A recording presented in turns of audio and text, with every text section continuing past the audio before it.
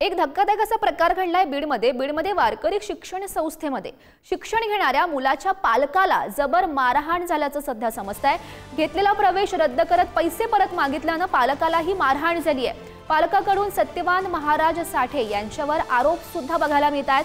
मला बदनाम करण्याचा डाव सुरू आहे अशी साठे महाराज यांनी म्हणत आरोप फेटाळून लावल्याचं बघायला मिळतंय। बीडमध्ये हा प्रकार घडल्याचं आपण बघू शकतोय।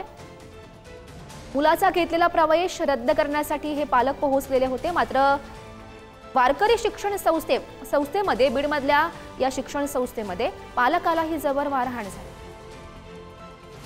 महाराजांनी असे जर करायचं म्हणल्यावर आम्ही लोकांनी जनतानी कसं बघायचं, कसं यांच्यावर विश्वास ठेवून मुलं बाळ टाकायचे झालाय, पण अजून काही नाही। मागणी काय आहे? त्या महाराजाला अटक होऊन त्याला फाशी द्यावं, त्याला बी असं ते मारूस जीव मारूस तर मंडळी काय महाराज आहे काय हो? याच्यामध्ये माझं प्रशासनाला मीडियाला बंधू नाही आहे किंवा विनंती एवढीच आहे की त्या व्यक्तीचे तुम्ही कॉल चेक करू शकता।